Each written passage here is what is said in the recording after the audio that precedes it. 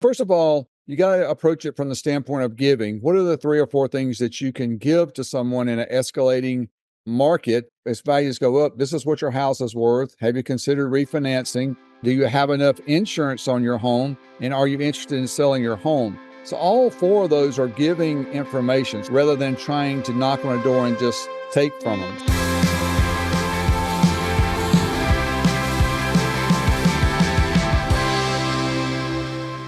Hey guys, welcome back to the Doorify Real Estate Podcast. I'm your host, Matt Fagioli, here with my good friend, Clay Meek, who is with Meek Realty Group at Keller Williams. And Clay's in the Atlanta market, or near the Atlanta market anyway. And I have been dying all year to record a podcast with him to get some insights from him on how they built their business. Clay and his wife, Susan, are partners, and what he's doing into the new year and all that stuff. So Clay, welcome to the Doorify Real Estate Podcast. It's an honor to be here, Matt. Sure appreciate the opportunity to share with you, and also appreciate your friendship and looking forward to the conversation. Yeah. Well, for all of us agents and brokers that are listening to this, Clay, can you just kind of tell us where you came from? I mean, I know you had a huge sales history, but tell us a little bit about your background and how long you've been in real estate and all that. Sure. Came out of school, went in the automobile industry, found some success there, went into finance. I was a finance manager for a large Mercedes dealership here in Atlanta for about 5 or 6 years. And then I went into business for myself kind of during 3 or 4, 5, 6 years into that. Susan, I guess in about 9 years ago, started with Keller Williams as an agent. I was training finance managers at the time and had the opportunity to join her pretty much right after that. I got my license and was helping her where she needed assistance. And then about 5 years ago, went full time, just focusing on real estate, which really poured the gas on a fire she'd already done a great job of starting. And our business quadrupled that year when we really focused on that, which would certainly be a point of conversation is focus on one thing and not get caught up in shiny objects and chasing things. But that really, really brought a lot of success. That was during the time as COVID was hitting, and just as the governor opened up the state, we began to utilize door knocking, which we found to be extremely successful, and some unique things there that I could share, and just really saw an incredible increase from there. That year, we had a very, very profitable year. We were able to purchase an office here in downtown Houston, we're in the 5th fastest growing county in the country, first fastest growing in Georgia, of course, and that has assisted us tremendously. And we found good success and are enjoying what we're doing. Man, I can't believe that it's been that long. I remember back during the COVID season and when you guys were really getting going. And let's talk about the office a little bit, because you guys have taken a little bit of a different approach where a lot of people have either no office or they have some tiny office space. You guys have built a really elaborate office in a historic downtown area. So tell us about, your choice to make that decision and what it's been like for you and your business. We were just in a position where we were looking at houses and what they were selling for. And when we found this 1920s home right on the main drag of our town and what we were able to negotiate to buy it just made sense to buy. Even if we just fixed it up and flipped it, it made sense. So we were able to arrange financing on it and purchased it, and then went in and did a great job. Susan helped, and we tag teamed it and did a great job of completing it. To have a brick and mortar on the main drag, if someone has the opportunity to do that, where you can really put your flag in the sand there and say, hey, we're here, I would highly, highly recommend it. Just to open an office that doesn't have much, where a lot of people are driving by it and seeing it, or something that doesn't make a real special statement, I don't know that that's worth the investment. But we felt it was a good financial investment, so we made that move. But we have been overwhelmed at how tickled we've been as far as recruiting agents, or we'll have probably one person a week that'll stop in and say, hey, I'm interested in selling a house or buying a home. But again, we're in a very strong market, and we're very thankful that the opportunity came along, and certainly tickled that we took that risk. And we were at a position financially where it did feel like a risk, but at the end of the day, I'm a sales guy and we have a good system in place, and I felt like I could outsell the interest meter, and we've been able to do so far, and have seen tremendous appreciation on the property. And I feel like it's really helping our business grow. Yeah. And I think, if anybody could say, hey, you're going to get 50 quality leads over a year, then that's worth a lot. But you guys really, I guess the way you're saying it makes me think that it's kind of an all or nothing thing. So, just any old office space is, yeah, that might not be a value at all. But you guys came in, you've got a kind of made a statement, you've got your literal flag, you've got an amazing piece of signage out there. And you also did the work to dig into the community, and like everybody knows Clay Meek and Susan Meek now as, the center of that community. So it's really, the building really is just a piece of that strategy. It is. We're fortunate. It has about an acre with it, and we're able to. In fact, I met yesterday with the Jackson County Band. This is the marching band for the local high school, which is a monster school, and having their jazz band come and do 3 concerts next year, doing some screen on the green type situations where we're doing a movie, and prior to the movie, the band's going to come and additional events, and so we designed it seeing events. We have not had as many as I'd like to in the past, but we're positioned very well and committed to that. We have the personnel in place that weight doesn't fall on Susan and me as much this coming year. So we're very confident that we'll pull off. We've got 9 different events planned this year. The next one coming up, just to give you an example, we have Jingle Mingle, which is a event that the city does where they tour different historic homes and businesses. Probably most communities do that. They're coming in. And we have found that we can work with sponsors. So we have LGI Homes, which I'm sure a lot of you guys are familiar with. They build all over the country, but they're going to help us with this. We'll be giving away real nice cookies, real nice. And then the local chiropractor that I use is going to be here as well. And he's going to be handling the stand where we were served coffee and hot chocolate and that type thing. So, and there's going to be a draw. We always do a drawing. That's another tidbit. If you have any type of event, always do a drawing for a free meal at a local restaurant, which gives you your address, phone numbers, and email addresses to people that come in. So we'll expect about 200 people to come through for that evening, 4 to 6 on December the 6th. And we also have a really good Santa Claus and Miss Santa Claus that'll be here with us. And we are, now that we got sponsors helping us, we are planning on having a professional photographer, and we're going to call all our past clients and say, hey, we've got a professional photographer. We're doing it early enough in the year that they can get really nice photographs with Santa and for their Christmas cards. So we feel like it's going to be a huge win, and any excuse we can use to give back when we're making phone calls. And I do it every week. I put that headset on and I'm talking to my goal is 50 people a week. I don't always get that done, but it's between 30 and 50, calling into the database and calling the past clients. But we love to have something to invite them to. It really makes that call a lot more fruitful. Yeah, man, you guys have done such a great job with events and with, gifts for people. I don't know what you're doing this year. I'll have to hear about it, but in the past, I know you guys have done pies and turkeys and all that stuff. So what are the other things that you're doing if you're doing that stuff this year? Yeah, no, great point. And we have really simplified that. We have not done pies in a while, turkeys. What we've done is popcorn. We do the popcorn tin. We get them at Walmart, and just advice on that. We have a nice sticker design that goes on the top, says Merry Christmas from our family to yours. That's our tagline is our family serving yours. So on all of our signs, everything that we do. So the same type of thing, sticker goes on the top. If you go to Walmart, the popcorn has 2 different lids to it. One of them has a plastic see-through lid, and the other one is a solid tin lid. We always get the solid tin one because the logo looks so good on it.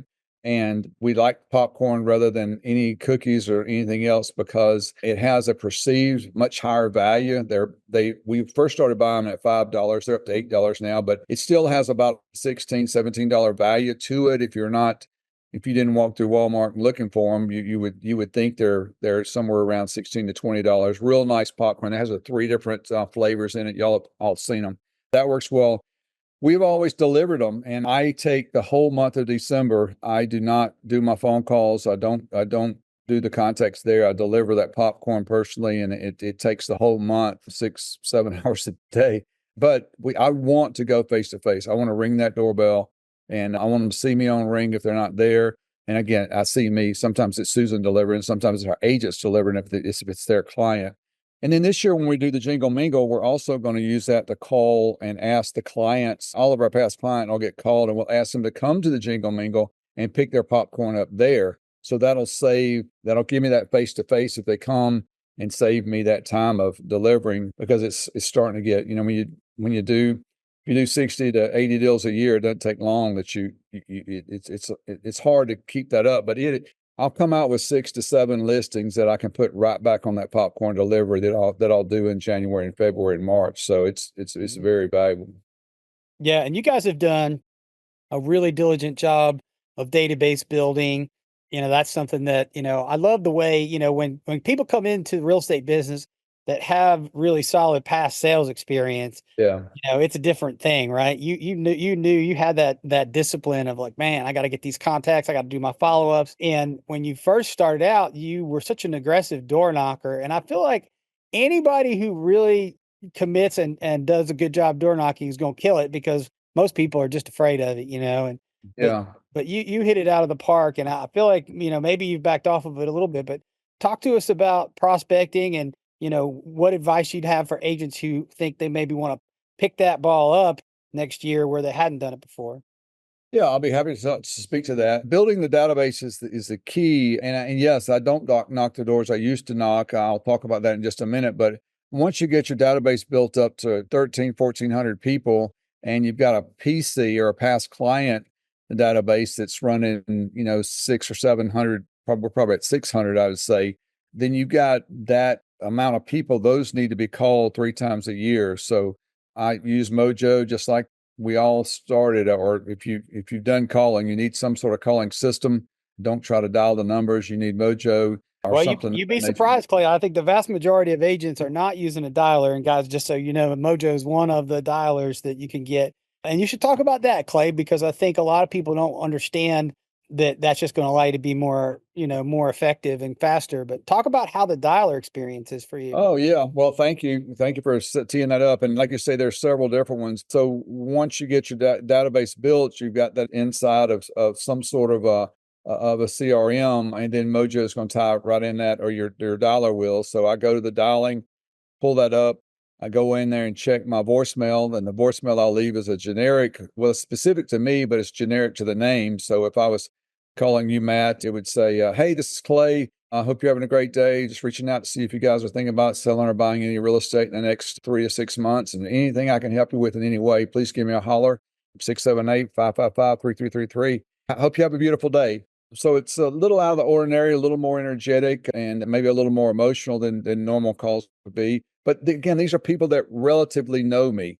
And so that's set up generically. So the minute that you don't answer that call, Matt, I'm pushing the leave message button. It's leaving that message and it's ringing another one. The second thing that I cannot emphasize enough is never use a 2-line dialer, a 3-line dialer. They'll try to sell you on this, that you're going to talk to 17 times more people. It is totally, it goes the wrong way because it pushes people away. That's the dialer that you get all the time where it says they answer and there's a pause. If you use a single line dialer, the minute that Matt or Tom or Fred picks up, "Hello," I'm saying, I'm talking, "Hey, it's Clay, Fred, how you doing? Hope everything's going well." And so use a single line dialer. You'll get plenty of calls in on a single line dialer, and you got the time to wait on those calls. But definitely set your drop the voicemail so you're not leaving a voicemail. Now, when I'm calling my people I know, if it's someone I know, from coaching the kids football, or they bought a house from me, I don't drop the voicemail. I take the time to say something personal on that so that it comes across using the name. I try to use a person's name as much as I can, and I try to, rather than saying "have a great day," I try to say, "Hey, I hope you have a beautiful day," or "I hope your day's amazing," or something that's a little out of the ordinary that puts a little more emotion in it. Hmm. Yeah, Clay, do you have a sense for how many calls an hour you get now? And of course, you probably spend a bunch of time learning the dialer and getting grooved up, but do you have a sense of what that is? I do know that it's going to take about 3 calls to have a conversation. The dollar will speed that up tremendously. But, Matt, how do we know? I mean, I think about when I get a voicemail from you or other friends, that has a value to me. Many times I'm reading that, my phone will interpret that into a text, or I'm listening to it. And you can't just measure the conversations. You also have to put a value. Obviously, it's not a 1-to-1 ratio, but the effect of a voicemail from a person that you relatively know from some reason. Maybe I knocked your door, I'm typically dialing into people that are getting mailed by me every month. So we've got about 1,500 mail outs that go out every month. So just going back to more information, we email on the 7th of every month, like clockwork, and we email on the 22nd of every month. So the 7th and 22nd, in the middle of that is the 15th. The 15th, we snail mail. And it's just a typical, well, it's not typical, it's really high class, but it says, for sale, under contract, and just sold. And I got pictures of 3 different houses, pictures of us, and on the back, picture of my mortgage broker. He helps some with that. And then I have a picture of our team, individual pictures of our team, and then our tagline, our family serving yours. These are not people that have never heard of me. These 1,500 people that I'm hitting are getting some sort of, I'm not just a total stranger to them. They're not someone who signed up on realtor.com 6 years ago. I'm calling in. And that's enough. You got 1,800 people that you're dealing with there. There's 100 deals a year out of there if you work that right, plus have some sort of lead source and you do some fresh door knocking and have some events. You're going to do 100 deals a year. So you're saying, so they're hearing from you 3 times in terms of email and the drop piece. So they're getting 3 touches from you in a month, every month. And then you're saying, I think you said you want to try to talk to them or voicemail them 3 times a year. Is that right? Yeah, I'd love to talk to them 3 times a year, but I'm going to hit them on that dollar 3 times a year, whether they answer or not. They're going to get a voicemail, either a drop voicemail if I don't know them, if I don't really remember who they are. I mean, some dollars, I don't even know how they got in the thing. I'm going to drop that. If it's someone that, oh yeah, I coached this kid in baseball 3 years ago, then I'm going to leave a personal voicemail. I want to be as personal and relational, and we can get into you want to, but there's a conversation that you have with people where you're talking to their head, and there's a conversation that you have with them when you're talking to their heart. I've learned to go after that conversation more from a heart side than a logic side. That's awesome. Well, I mean, I think this has been a great conversation and people hear what it sounds like for a team that's really got their system dialed in. And, y'all are big, but you're not, sometimes you talk to these teams that are doing 9 million deals a year and it's like, I can't even see that, but y'all are just running a rock solid business. And it's just impressive, the consistency that you've pulled off. But I do want to talk to people a little bit about prospecting. I feel like, Sure. what you've done is you've backed off a little bit because you got your list built and you're busy. But for the agents who need to up their game next year and they've never done prospecting, what advice could you give them for how to get started? How many houses and all that stuff? Well, I guess prospecting is a wide net. If you want to talk about, you specifically want to talk about door knocking? Is that kind of what you want to go Yeah, after? that's what I meant. I'm sorry. Okay. Yeah. Well, I think that's a good point, and I certainly can bring some very key things to that we learned that bring success to it. So first of all, you got to approach it from the standpoint of giving. What are the three or four things that you can give to someone in an escalating market as values go up? This is what your house is worth. Have you considered refinancing? Do you have enough insurance on your home? And are you interested in selling your home? So all 4 of those are giving information rather than trying to knock on a door and just take from them. So I always have the right thing in hand. So I'm going to have my logoed shirt with my Meek Realty Group logo or Keller Williams logo. I love the Keller Williams brand, but whatever brand, if you're Remax, whoever it is that you are, people know if it's a brand people recognize, and wear a shirt with a nice logo, nice colored shirt, look sharp, I'm clean shaved. And so when I knock on the door, a person comes to the door and I'll take a step back to give them plenty of space. And then we have in our hands some key information. So there's going to be a picture of 3 homes that are in that neighborhood, and it's going to have a price under each one of those homes. And then it's going to have my logo and then our contact information. We always put a magnetic, not a cheap magnetic, a magnet that'll hold a kid's picture up on the refrigerator inside of that in a sleeve. So it's a sleeve. If they're not there, I'm going to leave it on the door.